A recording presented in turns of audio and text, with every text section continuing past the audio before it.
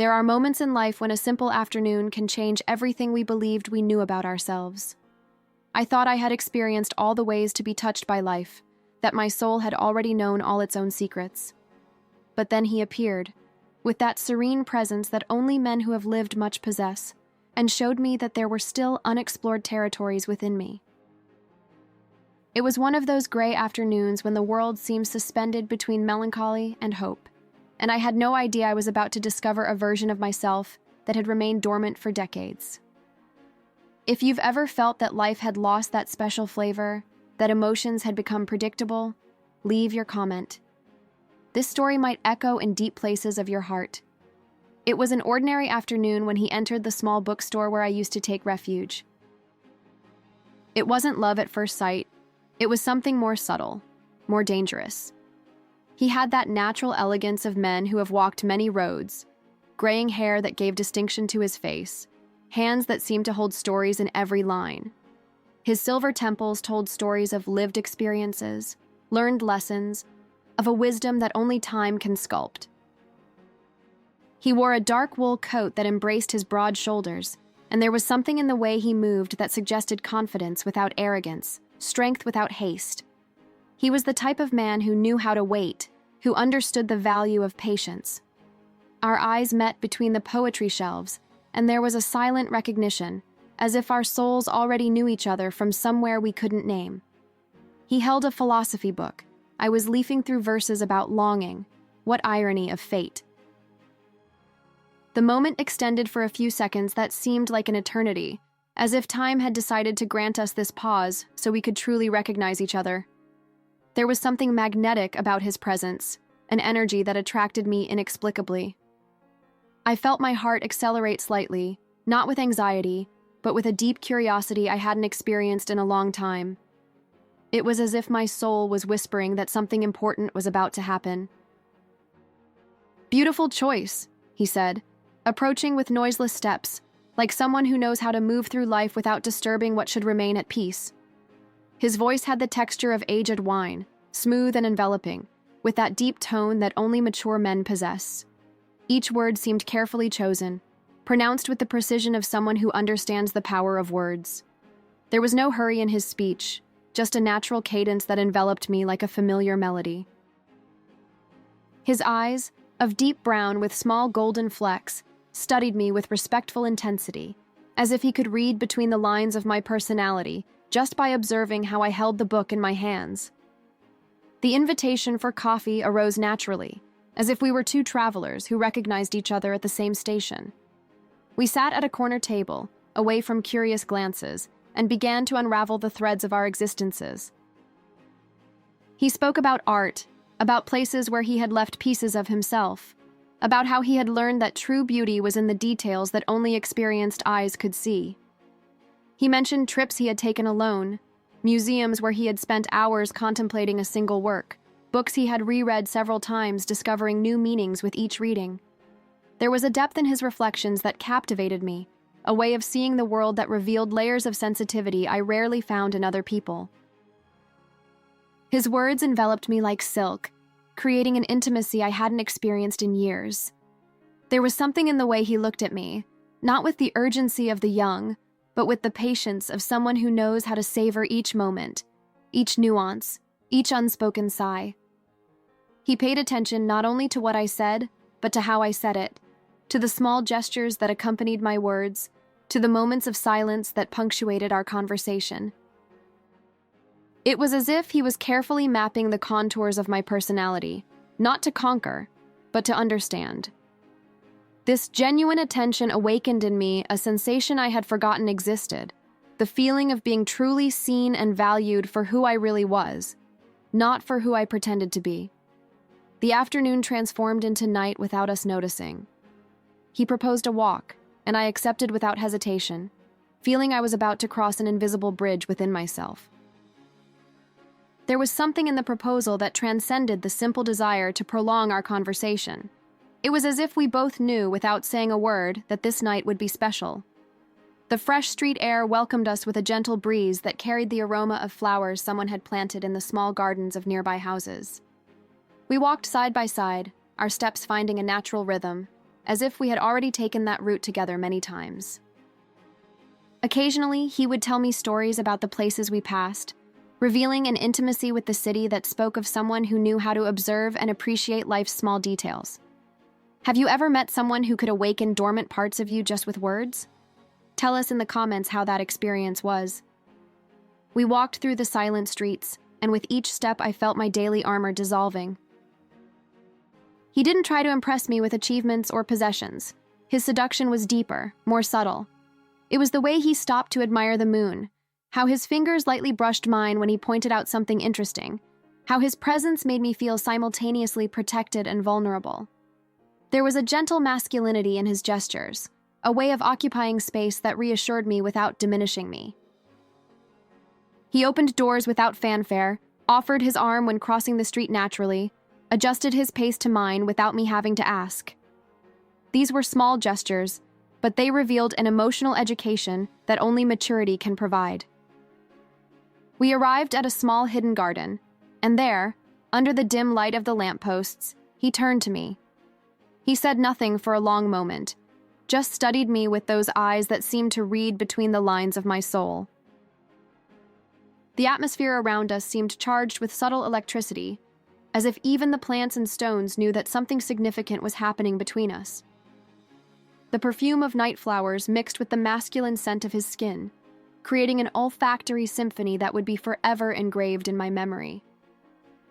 "You are a woman who deserves to be discovered slowly," he whispered, and his words were like keys opening doors I had locked long ago. The way he pronounced the word slowly made my entire body react with an anticipation I hadn't felt in decades. When his hand touched my face with the delicacy of someone caressing petals, I felt something awaken in me. Not just desire, but a deep hunger to be seen, to be understood in all my complexity. It was as if he knew exactly where I kept my most intimate secrets, as if he could see through the layers of protection I had built over the years. His fingers traced the contour of my face with a reverence that made me feel precious, unique, deserving of all that careful attention. There was something almost sacred in the way he touched me, as if each caress was a silent prayer, an acknowledgement of the beauty he saw in me that I had forgotten I possessed. The kiss arrived like a silent revelation. It wasn't rushed or hesitant. It was perfect in its inevitability. His lips had the taste of unspoken promises, and when we separated, I saw in his eyes an invitation that went far beyond the physical. It was an invitation to rediscover myself, to let him show me aspects of myself I had forgotten existed.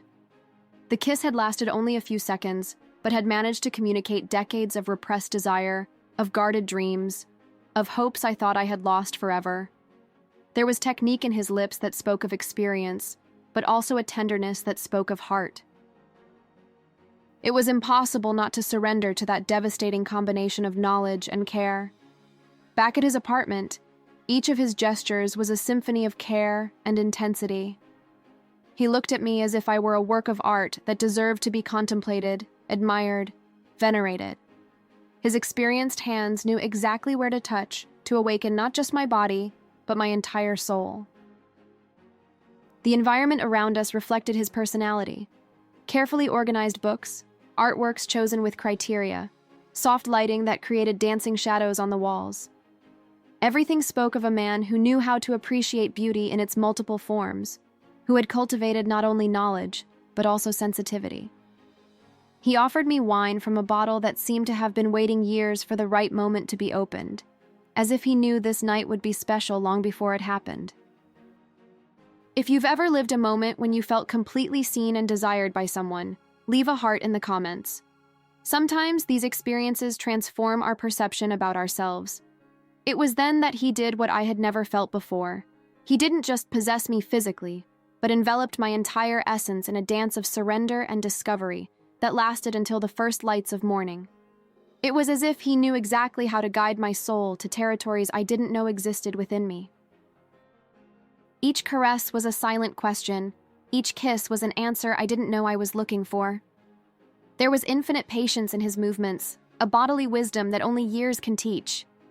He knew when to accelerate and when to slow down, when to speak and when to let silence speak for us. It was as if my body were a musical instrument he had learned to play with mastery, extracting melodies I didn't know I was capable of producing. The hours dissolved in a sequence of discoveries and rediscoveries. He showed me that my body still held surprises, was still capable of feeling with an intensity I thought I had lost forever. His hands drew invisible maps on my skin, marking territories that became his with each touch.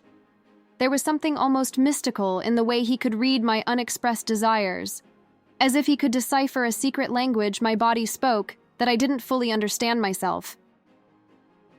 Between sighs and whispers, I discovered I was still capable of surprising myself, could still experience that delicious vertigo of losing myself completely in the present moment. It was as if he had found a version of me that had remained dormant, waiting for the right touch to awaken. When fatigue finally came, it wasn't the common tiredness of physical exhaustion. It was a sweet, satisfied exhaustion, like that of someone who had run an emotional marathon and arrived at the finish line victorious. Lying between sheets that held our mingled scent, we talked in whispers about everything and nothing, sharing thoughts we had never divided with anyone. He told me about dreams he still nurtured, about plans he still wanted to realize, about how he saw the future not as a straight line, but as an ascending spiral of possibilities. I heard myself talking about desires I had buried years ago, about the woman I had been before becoming just function and responsibility. It was as if that physical intimacy had created a safe space for intimacies of other kinds. When the sun began to rise, lying in his arms, I realized I had crossed an invisible line. It wasn't just about the love we had shared. It was about having found a part of me that had been asleep for years. He had shown me it was possible to feel with a depth I thought I had lost forever. The golden light of morning filtered through the curtains, creating luminous patterns that danced over our intertwined bodies. There was something poetic about that moment. Two human beings who had found each other in the middle of their personal journeys and had decided to share not just their bodies, but their vulnerabilities, their fears, their most secret hopes. It was impossible not to feel transformed by such a complete, so totally involving experience. But with this discovery also came the weight of reality. How could I return to my daily life knowing this version of myself existed? How could I pretend I hadn't tasted a nectar that had forever changed the flavor of everything else?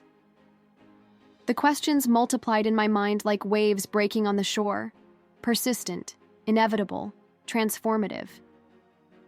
There was something irreversible about what had happened between us. A door that once opened could never be closed again. It wasn't just a matter of physical desire. It was a matter of identity, of understanding about who I really was beneath all the layers of expectations and obligations I had accumulated over the years. It was terrifying and liberating at the same time. The farewell happened in slow motion, as if we both wanted to stretch each second to the limit of its elasticity. He prepared coffee in a small Italian coffee maker, and we drank in silence, savoring not just the beverage, but each other's company, in an atmosphere that oscillated between melancholy and gratitude. There was something ceremonial about those last moments together, as if we were executing a closing ritual that we both instinctively understood. He watched me over the cup with those eyes that had seen me completely the night before, and I knew I would carry with me forever the memory of that look. Respectful, caring, slightly melancholic. It was the look of someone who knew this had been too special to be treated lightly. We said goodbye with the tacit promise that this had been too special to be repeated in a banal way.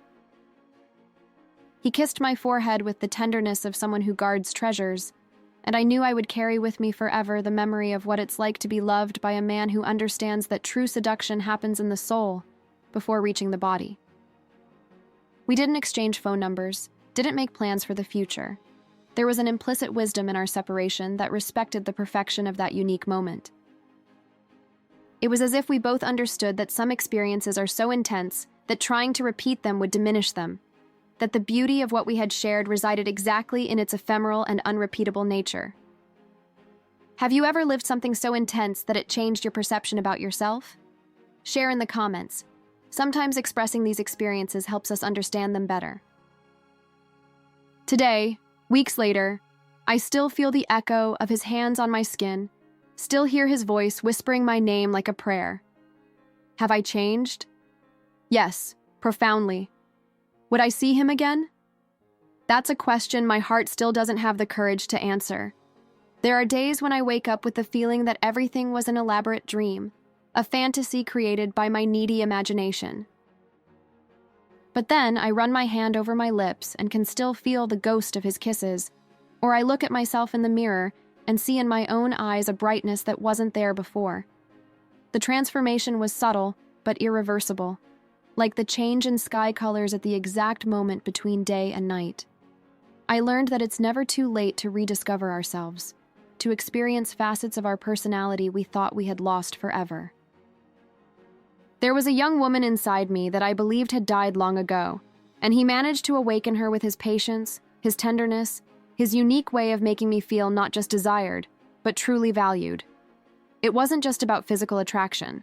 It was about mutual recognition, about two souls that found each other at the right moment of their respective journeys and decided to share something precious and fleeting. This experience taught me that maturity doesn't mean the end of passion, but rather the beginning of a deeper and more meaningful way of connecting with another human being. Sometimes I wonder if he thinks of me the same way I think of him, with that mixture of gratitude and nostalgia that characterizes truly precious memories. Did he also wake up transformed that morning? Did our night together leave the same invisible marks on him that it left on me? These questions will remain unanswered, and perhaps it's better that way. Some experiences are so perfect that any attempt to dissect or repeat them would end up diminishing their magic. What we lived that night belongs to a special category of memories, those that transform us precisely because they happen only once, with all the intensity and beauty that only the unrepeatable can provide. Because some experiences are so intense that living them once is enough to transform us forever. They become part of who we are, not as scars that mark wounds, but as precious jewels we carry with us, taking them out from time to time from the treasure chest of memories to admire their unchanged beauty. That night became my most precious secret, my personal proof that I'm still capable of surprising myself, that there are still mysteries to unravel within myself. And perhaps that's exactly what moves me most, the certainty that even having lived so many years, I can still discover unexplored aspects of my own soul. And you? Have you ever lived something that transformed you completely, even knowing it perhaps shouldn't have happened? Share your story in the comments. Here, all experiences are respected and understood. If this story touched your heart, leave a like and subscribe to the Silver Fox channel for more stories about love, rediscovery, and the beauty of encounters that change our lives forever. Turn on the notification bell so you don't miss our next narratives about mature relationships and the moments that define us. Share in the comments. What was the most transformative encounter of your life? What experience made you discover a new version of yourself? Sometimes, one afternoon is enough to discover we're still capable of surprising ourselves. Because life always saves one last dance for those who have the courage to accept the invitation.